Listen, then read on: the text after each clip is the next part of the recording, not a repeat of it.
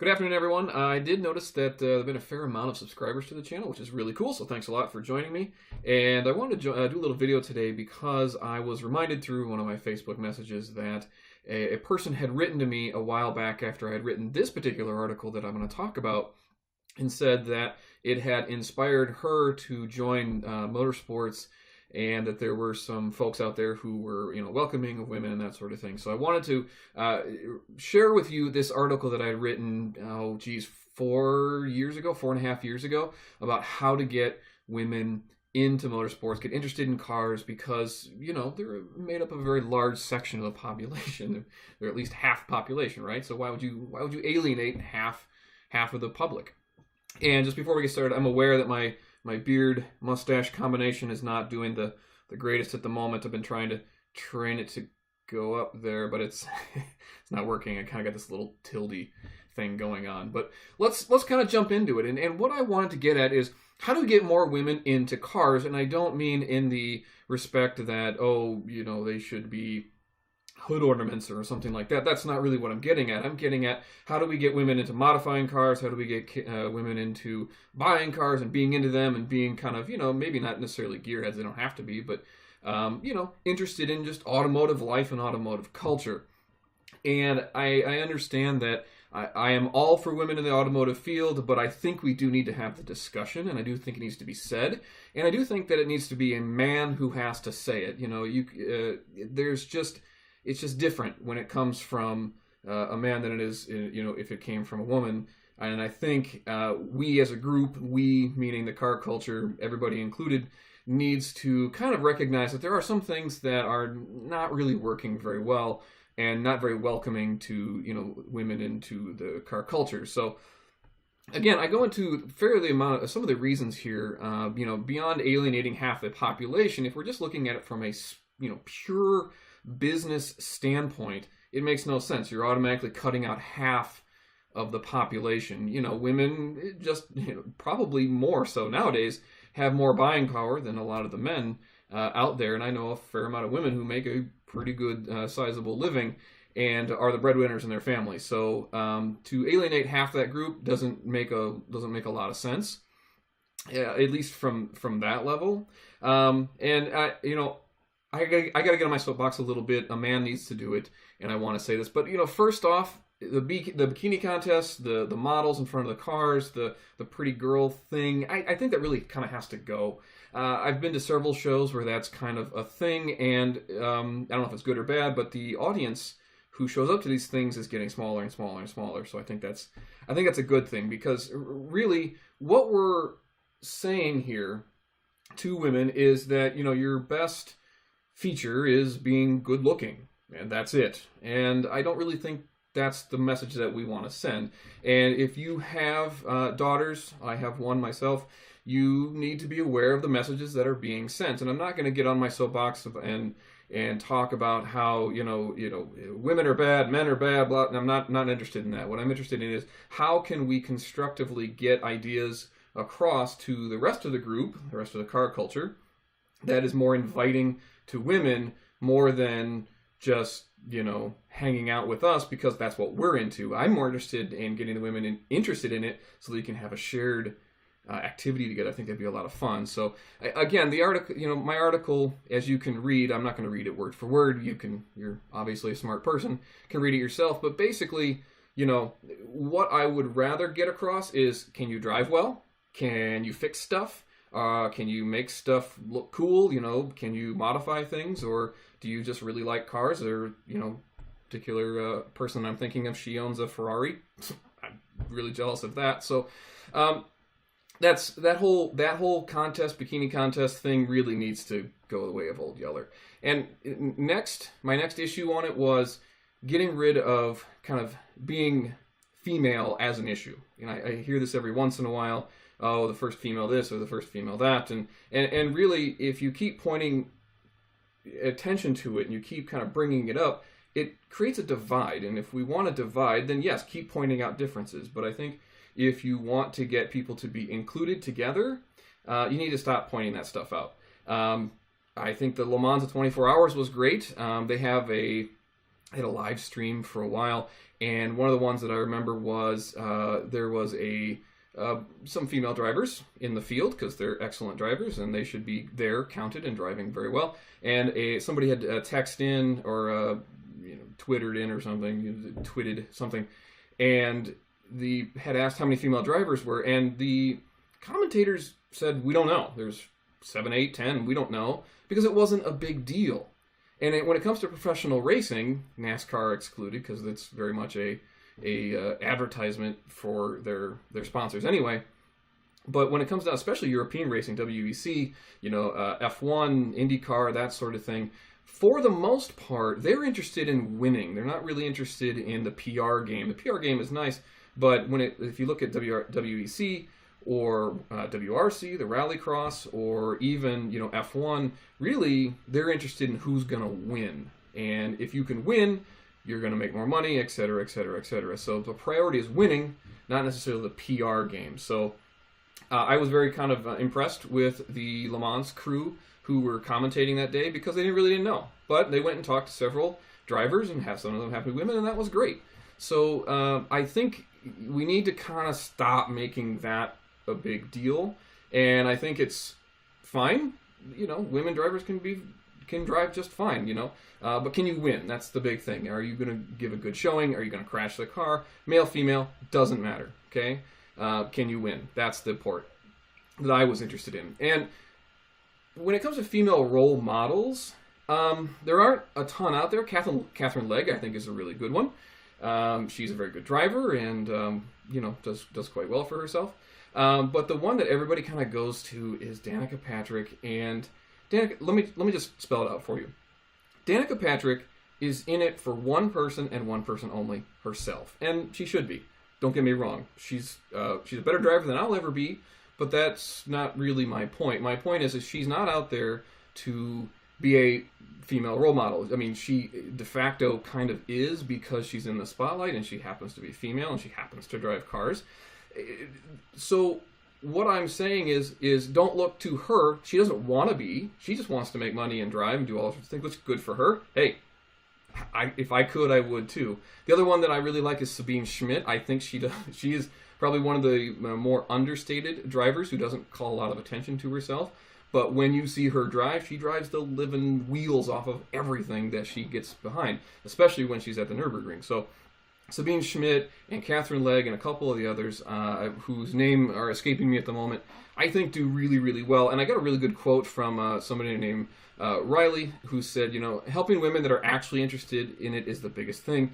I can't count the amount of young ladies who are 16 and 17 who have come after me a race showing genuine interest and motivation. But then the parent or friend that they were with scoffs them and says, yeah, right.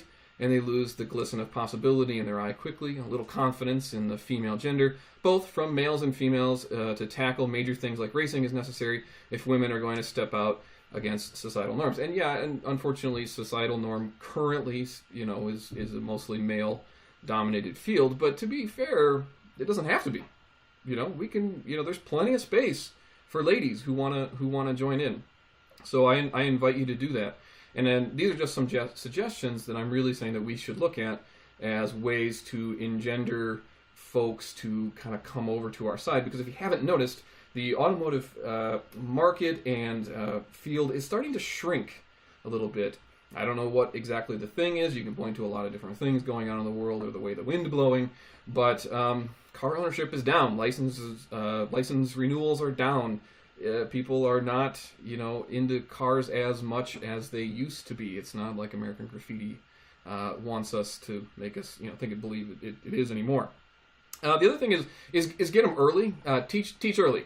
Look, if you've got daughters or you've got kids in the neighborhood, I've got lots of kids in my neighborhood who constantly come by the house asking me what I'm doing, asking me to show what they're doing, and I do my best to take the time and point out here's what I'm doing and here's why I'm doing it. And I had one kid who just hung out all the time, so I gave him a job scraping tape off one of the cars for a while because we had some stickers that were on it for a while, and it was very nice. Cool. It was a very nice call. But I do remember the scene from Transformers where Megan Fox is talking about the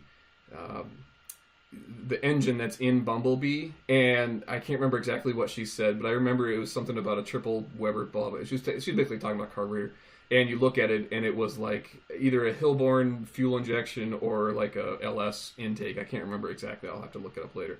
But it wasn't even close. Not even close. So, I mean, if you're gonna at least do that in the movies, at least get it right. I mean, it doesn't take much for somebody to look at that and go, hey, that's not a carburetor, by the way. The other thing that I think is kind of fun is getting folks racing, and go-karts is really cheap. Go-karts is a lot of fun, and you can get kids into that sort of thing relatively inexpensively, and you can get them into the autocross. If you have basically any car, you can show up at the autocross and race basically anything you have as long as it passes tech. I'm a huge proponent of autocross. I love it. I think it's a lot of fun. It's a cheap way to go racing and have a good time. Yeah, you don't get a lot of track time, but to be fair, it's a volunteer position for everything. So it's you have to work, and then you get to race, then you have to work. That's kind of how it works. So I do think autocross and getting people interested in that way is a lot of fun. And once you start getting a car near its limit or faster, you realize how slow you really are. And when you start learning the skills and the techniques, I think that will kind of propel people not only for driver safety when it comes to being on the track, but driver safety on the road itself. Okay, when you're aware of the car's limits, you are a better driver. You are a safer driver on the road. You're more aware of other people. And I think that if we can get people early into autocross or go-karts or something inexpensive in the beginning, they will start to understand how a car operates, how it works, and how it's going to maneuver, especially in a panic situation. If you overcorrect, you're going to spin. Those sort of things. You kind of have to teach some of those basics. Okay, so a friend of mine, her name's Cheryl, she says, my husband kept bugging and I finally tried autocrossing and I love it. I was super worried about making a fool of myself at first, but the thrill of getting behind the wheel and the competitive side of me stepped up and I'm sold on it. And there's another friend of mine whose name's Tim. Says, I put my wife behind the wheel of a kart at NOLA Motorsport and taught her a few things and now she's hooked. Got him driving, competing. Most women will love it. Somehow racing is looked at as mostly a man's sport, probably because we're probably more exposed to it. It's probably true. But I can tell you, I've raced against a few women. When they do catch on, they're very smooth and fast. And that brings out a good point. I do think naturally women are probably better drivers than men, just right up front. Men are more daring and they're more, how do I put it? They're more risk takers. That's biology. We're just more risk takers. But I think because women are a little bit more smooth and a little bit more, they tend to be more technical. I think better technical drivers because they're putting a lot of thought into being very smooth and they're not manhandling the car like a guy would, who would just kind of throw it in there, kind of flick the tires or whatever. I think for the most part, you do get women who are naturally kind of just better at it in the beginning because they're trying to be more smooth, very easier on the throttle, that sort of thing. And Cheryl, who's a friend of mine, has been doing really well, but she's been racing in the autocross for quite a while. Her and her husband share a car, and she does quite well. So, thanks for the quote for her. When women do express interest, this goes for men too, but women especially, they do hear the downplaying, oh, you're just a girl, or it's pretty good for a girl, or, why don't you hold something, instead of using the wrench, or, you don't want to get your hands dirty, or, why don't you go in the kitchen and help your mom do something? I've actually heard those things. So I'm not a big fan of that. I'm a big fan of if you can get somebody involved in it, then you should. A friend of mine also named Susie says, I would definitely start by treating the field and sport no different than you would treat a male nurse or a stay-at-home dad. Yeah, good point. Women are great with mechanics and motorsports because natural problem solvers, sure. Including young women and girls include young women and girls in your actions and activities organically will help determine whether or not they have a proclivity for the field or not. Yeah, just like anything else, you got to try a lot of different things, and if you can experience a lot of different things, you're going to find some things you're pretty good at. It's no different than exposing them to like politics, technology, or arts and crafts as possible vocations. Yeah, perfect. I couldn't have said it better myself. I got another friend, Ben, who says, Honestly, they have to want the automotive world. They have to want to give the automotive world a chance. Yeah, some do, some don't. Just like men, some like cars, some don't. Most, but not all, choose to follow the stereotype of girls don't know anything about cars and give up right there and don't want to learn. We have to break that stereotype. How? I don't know. Yeah, it's a good one, but I do think it starts with early. Get them involved in early in something small. Like little kids. Get them something involved. Get them involved in something. That's the word I was looking for. In something relatively small, like putting on tires or changing brakes or anything like that. I think my daughter was 6 when we were changing brake fluid in one of the cars. So, it's not scary. Once you know something, the best way to remove fear and anxiety in anyone is through education. That is just universally the best way to reduce fear and anxiety. And when women, or men for that matter, fear something, it's usually because they don't understand. So if you can explain it to them and educate them in a way that doesn't belittle them, then they're more likely to understand it and be more interested and probably want to learn more. So I have this phrase, teach them they belong under the hood, not on it. I can't tell you how many times I have said to my wife, we've been like at a car show or like the new car show, the auto show, and they've got, a pretty girl or something standing by the car, and my wife and I look at each other and she goes, yeah, I know, move, let me see the car, get out of the way, I don't care. It doesn't do anything for me, and I don't think it should do anything for anybody else either. I'm not trying to take jobs away from people, don't get me wrong, but I think if you are sending that message to people that if you're a pretty girl and you stand next to a car, you can sell cars. Like the car should sell itself. It shouldn't need something to that level, and I don't understand it. So just get out of the way. It's not very helping of the situation. Oh man, I apologize. Lena Gade, I apologize. I do believe she was the engineer for Audi when Audi won a number of Nürburgring 24 Hours of Le Mans. So again, she is probably one of the best engineers that Audi has when they won multiple overall wins. So teach them how to drive stick. This is getting harder and harder. I wrote this 4.5 years ago, so you have to remember that there were more sticks back then. I have a Corvette that has a stick with it, so that helps. But it's kind of going away, and that's kind of unfortunate. But I do think everybody should learn how to drive a stick.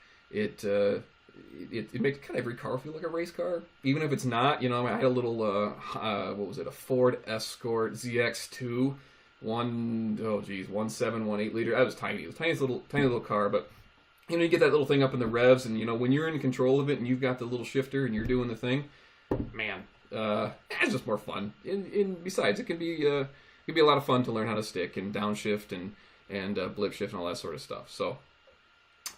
This one's a little bit controversial, okay? So there's two sides of it. I've heard them called the powder puff races, or I've called them, female-only races, and there's two sides to it. And the two sides are, women should not get their own class because it's kind of degrading. That if we make a separate class, we're saying that they're not the same. They're not equal. They can't do the same. They need a handicap, okay? And the other class, the other side of it says, look, it's intimidating to race with the men. Men are, can be kind of brash and offensive and kind of abrasive. So we kind of would like to stick with ourselves so that the ladies can kind of congregate and free from the ire of some of the men in the group. Now, I see both sides of it. I, however, happen to fall on the everybody should go into the same class. So if it's an autocross, I run Cam S. If you show up with a Viper or a Corvette, you should run in Cam S with me. And if you're a better driver, then you're a better driver. Man, woman, child, I don't care. 60, 70, 80 years old. If you're faster than me, then good for you. I don't think there should be a handicap. I don't necessarily think that's the right message to send. Basically, what we're saying is we know you're not good enough, so we're gonna give you a leg up on this so that you can compete. I don't think that's the right message. Now, let me explain. What's that inherently saying is you're not good, so we're gonna make it easier for you to be more competitive. When in reality, I know several women who I know personally who are way better drivers than I will ever be. And is that fair that they're better than me? Yeah, because they've practiced at it. They've done more work. They've tried harder. They're better mechanics than I am. They are better at wheeling a car around an autocross. They built better cars. Yeah, but that's fair and square. That is a level playing field, okay? When I first started, I was not very good at autocross. I was terrible at it. I realized very quickly how slow I was, but many years in practice and asking people for help, and some of the instructors that we have at our autocross group we have a mix of men and women who are instructors, and I've taken one of each several times, and you get something from everybody when you go around the course. So I fall into the camp of put them all in the same group because there's nothing gender specific about driving a car. You can go like this, turn the car, you can hit the brake, you can hit the gas. To me, there's no physicality into it. It's not like, any other sports where you have to be much more physical, like, football, for example. If you're a 300-pound, 6'6" guy, you're, probably going to be okay as a linebacker. But, if you're not, if you're me and you're not that big, football's probably not your sport. So to me, auto sports is kind of it's an equalizer.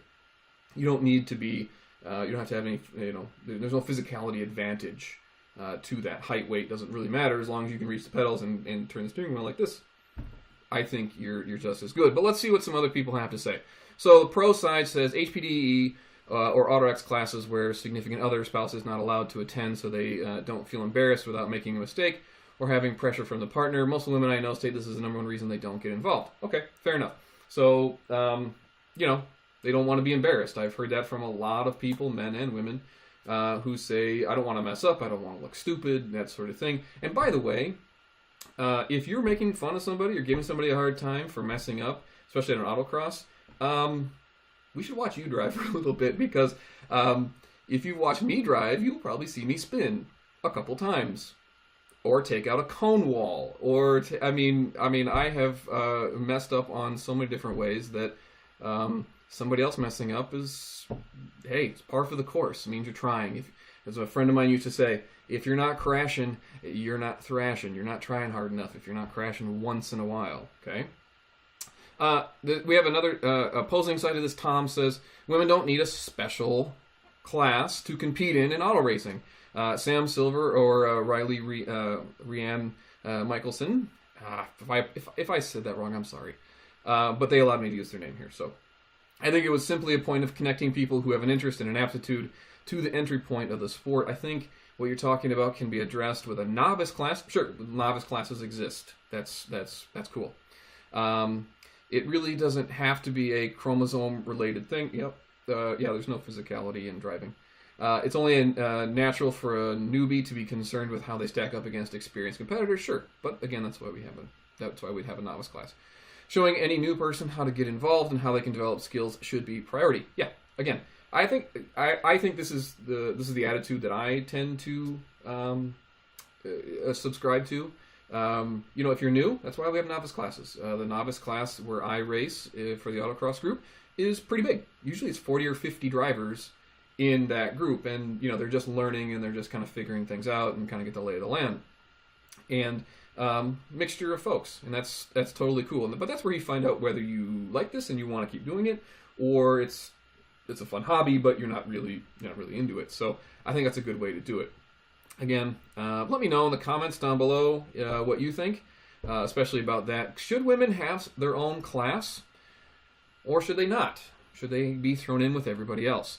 And potentially, the last one is this piece about the good old boys club, okay, male chauvinism. And I've seen this in subtle ways, and guys, if you do this, please don't, especially like, I hear guys, will talk down to their partner, females or daughters or whoever, wives, girlfriends, and, they'll express interest in it and be like, hey, has we had a Mustang? And you're like, oh, honey, that's a Camaro. And it's subtle, or not so subtle sometimes. And I think that's part of it that needs to be tweaked a little bit. And I know that you're trying to help and educate, but at the same time, try not to kill the interest that they're showing. And it could be boys or girls, doesn't really matter. But I have noticed that men tend to talk down to women, especially when it comes to quote man things. And some of the pieces I got here, a woman wrote to me, Michelle. I think most women feel intimidated because some mechanic talked down to them at one time. Holy cow! You have no idea. When I worked as a salesman at a repair shop for a while, I got that a lot from women who expected me to talk down to them, and that really wasn't my thing. I really wasn't interested in doing that. I was it was weird to kind of try and work with that stereotype. If they're interested in being involved, take her to a drag race and autocross. Explain workings of a motor. Sure. I've been hooked since my first drag race at 5. Not all women will like to do that. Yeah, sure. Yeah. And it's not just a male thing anymore. It's awesome. You have to make it more interesting. Sure. Leanne says, when I stepped into my dad's shoes, tractor pulling. Man, if you haven't seen tractor pulls, that is a wild sport. Pulling, my dad said it's a man sport. You're going to have problems with the good old boys. And I did, and I had be called every name in the book and every reason found wrong with my tractor. My dad even took the tractor away because of the talk, even though I got first through third every time I did ATPA, no lower than 11th out of 65. Yeah, I've heard that from people. A friend of mine who does some automotive journalism, friend of mine, she's nice, has been getting, just stupid emails or letters or comments about, how she's not qualified or this sort of thing. And I think she's, I don't want to say her name because I'm not sure she'll let me, but nice lady, writes really well, drives excellent, best driver, autocross driver I've seen in a long time, national champion in multiple divisions. Not qualified? Not so sure. So a friend of mine, Brian, who I know has daughters, take intimidations away. As with most of your gender-dominated activities, one of the best factors is the individual gets intimidated by a combination of things. Not knowing enough to even listen in on a conversation, not having any practical skill or confidence, so they fear failure, sure. And the general feeling of being out of place, I'm sure part of it is also financial investment. Yeah, auto sports is very expensive. And the general feeling of being out of place, though class racing helps balance that out, yeah, a little bit. To all motorsports, firearms, dissuasion by parents, friends, etc., kids are growing, probably the greatest factor, sure. You need a non-competitive series of classes to lay the groundwork. Yeah, you need a novice class. Go back to that. And more or less expose people to it. A friend of mine agrees with Tom about gender-specific things.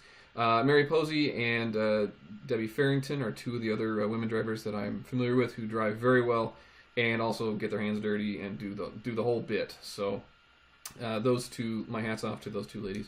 Make the information available and accept anyone of any age who's interested in feeling supported. Yes, and I know that Brian has daughters as well, so I know that's a topic that's big to him. And I want to close this out by saying it's still evolving, it's still growing, and I think we've got a long way to go. However, it's a good step in the right direction. We want people to come to our car shows. We want to go to our car races. We want to share our activities with things. It's way more fun when my wife is into some of the things that I'm into as opposed to just doing it myself. It's way more fun when she's involved. So, yeah, I think these are a number of steps that we can take to improve the relationship with and getting women into motorsports in some way, whether it be journalism or working on cars or designing cars or building engines or driving or whatever. I'm being an engineer. It doesn't really matter. I think it's only for the better if we encourage those sorts of things. And in the end, I think it'll just be overall pretty good. So anyway, thanks a lot. This is probably getting a little long-winded at this point, but anyway, go out and make it a great day. Thanks.